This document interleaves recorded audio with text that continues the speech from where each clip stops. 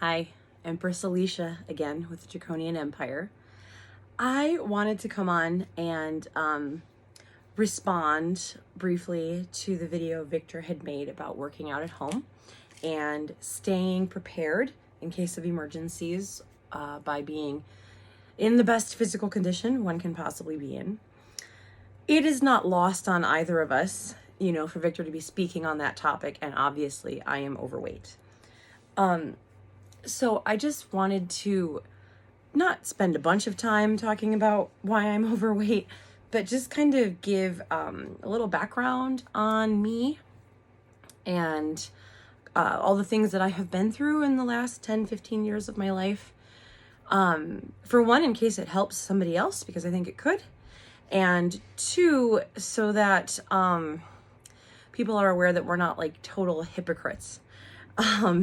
Because it seems like logically some people might be concerned about that, especially if they're thinking about joining a nation and maybe, the leaders are not on the same page. So to try and sum it up as succinctly as I possibly can, I was overweight for pretty much all of my childhood. And when I was a late teen / in my early 20s, I adopted a mostly natural, organic food, vegetarian type diet. And I became a yoga teacher and a Reiki master. And I was like 300 pounds. And I lost about 150 or 160 pounds over the course of like a year and a half or 2 years. And I felt a lot better. And I was more fit than I had ever been, and I could run and jump and do all these exciting things that I wasn't really able to do even as a child because I was just always heavy. But unfortunately, I started dealing with chronic pain shortly after that. So in my mid-20s, I was dealing with chronic pain kind of all over my body. And when Victor and I were expecting our first baby, just a few weeks into my pregnancy, I had a very bad fall in a belly dance class. And I never fully recovered from that. Looking back, this is probably because I have a connective tissue disorder. That's not something I was aware of at the time, and it's something that's taken me going to so many doctors and massage therapists and chiropractors, and it's just been such a wild goose chase to try and figure out why I've been in so much pain for so long. And so I have a connective tissue disorder, and that restricts blood flow to my muscles, and it leaves me just in a lot of pain. It also leaves my joints very unstable. So, if you know anything about anatomy, when women are pregnant, their joints become looser to make way for the baby. That stretching doesn't just happen in the pelvis. It happens in all the joints of the body. One of the hormones that contributes to this is called relaxin. Well, the combination of having lots of babies and also having an underlying connective tissue disorder has left me with considerably more pain throughout the years, and has made it where I can practice very little yoga. I can no longer ride stationary bikes for the most part. I mean, I can walk, but I can't walk for a really long time. And it's not just because of the extra weight that I have. I was like 150 pounds, a size 8, and I was having this pain, and doctors had no answers for me. I didn't know what was going on. And it's been a long journey to just get an understanding. And I'm still working on climbing up out of this hole. For reference, before I had chronic pain like this, I used to teach sometimes 10 yoga classes a week, an hour and a half to 2 hours long. I was able to run. I took cardio kickboxing. I used to take Zumba. I was a belly dancer. I performed with my teacher And I mean, I was very active. And I wasn't just active because I wanted to be thin. I was active because I enjoyed it. And it helped me manage my emotions. And I've always been somebody that's anxious. So it definitely helped me be less anxious and feel more grounded and in my body. And unfortunately, over the years, that's something I've become kind of disconnected from. And I mean, I insert small amounts where I can, but I have to be very careful because having unstable joints leaves people more prone to injury. And so I would get these injuries that I couldn't explain. I'd be like, I was just doing a normal yoga pose and now my neck's hurt for a week. And that's kind of like a more mild injury. I've had some more serious ones. So, I am not purposefully withholding my ability to be more in shape. I have to conserve what I do because I still have to take care of my children.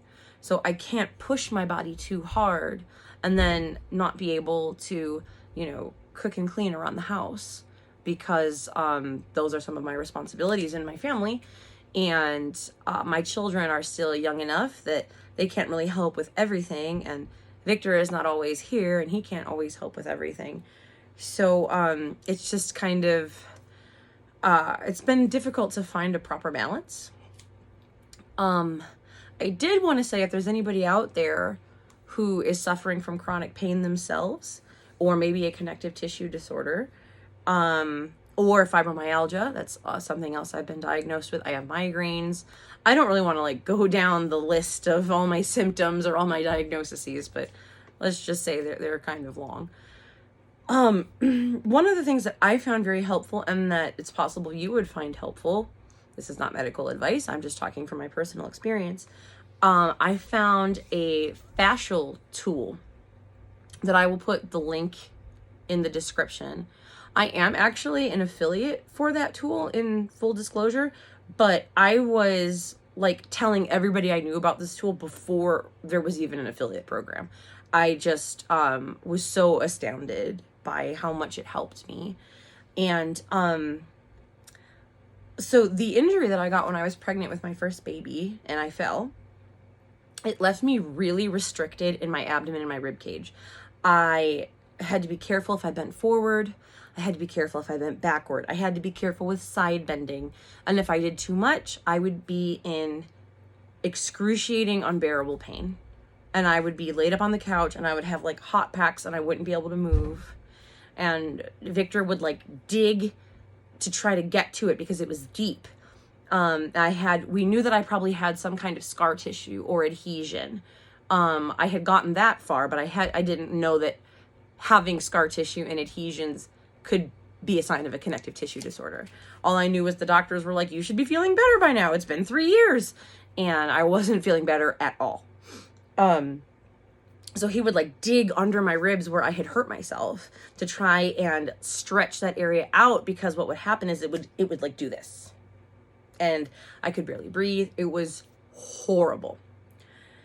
So, about 5-ish years after I had that injury, I got the fascia blaster, and I was scared, honestly, to spend money on it because I had already gone to massage therapists and chiropractors, and I know there were other things I tried too.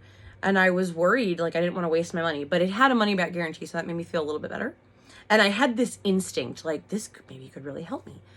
So I finally used it, and after I don't know, maybe 3 or 4 uses in that area, I had maybe 20% of my mobility in my abdomen and ribcage area restored. I would say now I don't use it super often just because my kids, I hardly ever have a moment to myself, and you have to do this, and I don't want to hit anybody. So now I would say I probably have 50%, maybe 60 or even 70% in some areas of my mobility back. And what I mean by that is the ability to like stand up tall for short periods of time. Like I had to bend over or that restriction would pull me down. It was terrible. I could no longer do any abdominal exercises at all. Not in belly dance, not in yoga, nothing. I was in horrible pain and I had no explanation and nobody seemed to be able to help me. I had lidocaine injections in my stomach once I delivered my son. Those barely helped me. I had doctors tell me I just needed to work out more. I needed to get my abs stronger. So I tried to do that and I was laid up in bed and I could barely move around for weeks.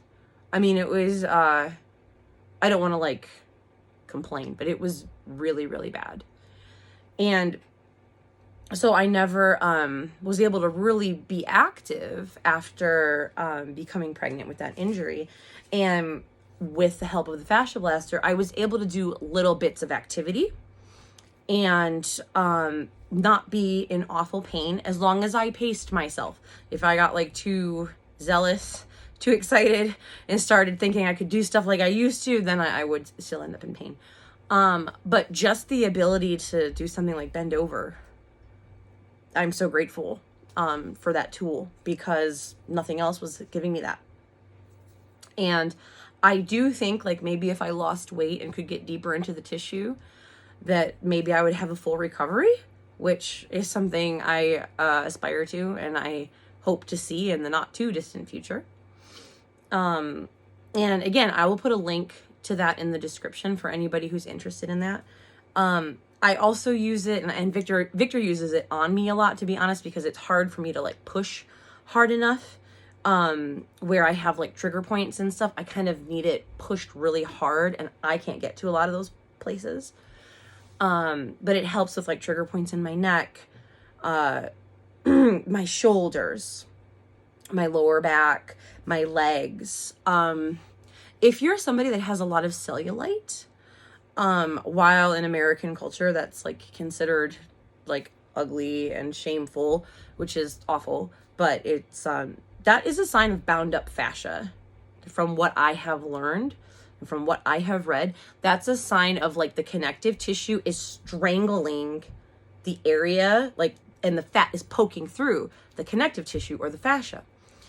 So, I have noticed if I'm diligent about using it, my tissue smooths some, but that's not really what I got it for. So, while I would like to use it for that, I really like when I use it, it's kind of like I need it to save me from something, right? So it's not, I'm not using it for beauty perks. But I am very pleased with the results I've gotten from it. And I know I'd probably have more results if I was even more regular with it. So again, I just wanted to kind of come on and say, you know, I wish I could work out with Victor. I wish I could be more fit and more in shape than I am. But it's kind of like a tug of war between my mind and my body, like what I want to be able to do, what I think I can do, and what my body feels able to do at this point. There's also something that happens with people who are hypermobile or may have connective tissue disorders where, I don't know if you're familiar with Jeannie DeBon, probably not, unless you have a connective tissue disorder. She's a physical therapist from the UK who deals with people with connective tissue disorders. And she has one herself called EDS, something I'm being tested for. So the tissue of people with connective tissue disorders can become intolerant to lots of movements. And it almost is like the tissue is fighting back, right? It's like it's resisting the exercise or the movement or even the relaxation because it's holding so much tension. So I am pretty sure that that's something I'm also dealing with, and hence why I can like take 2 steps forward and then I take 3 steps back. And I'm not blaming absolutely everything about my weight on, you know, my tissues. I know that, you know, I could eat better, I could sleep more, but there's only so much you can do when you have lots of young children. And you're not really able to prioritize yourself the way you once did. I mean, for women that have lots of help or are able to do that, that's great. But motherhood has been something where I've had to put myself last a lot, you know. I wish that wasn't the case, but it's just the truth. I can't remember the last time I made myself a green smoothie, whereas I used to live on them before I had kids. And yeah, I mean, you know, I prioritize feeding my kids. What will they eat? Right? And if I'm left with like eating a bowl of cereal and a chocolate, like a dark chocolate bar, then that's what I do. I know it's, you know, not the best thing, but it's hard when you have to cook for a big family and you yourself don't feel great. You don't want to keep cooking, you know? So, yeah. If anybody has any questions about any of this, please leave them below. I don't mind answering people's questions about the different diagnoses I might have, or, you know, especially people who are going through things themselves. If I can save you time on your journey, great. I'm happy to do that. It makes all the suffering I've endured a little more meaningful if I can help somebody else along the way. So yeah, let me know if you have any questions, and I hope this is helpful to somebody out there. So have a good rest of your evening.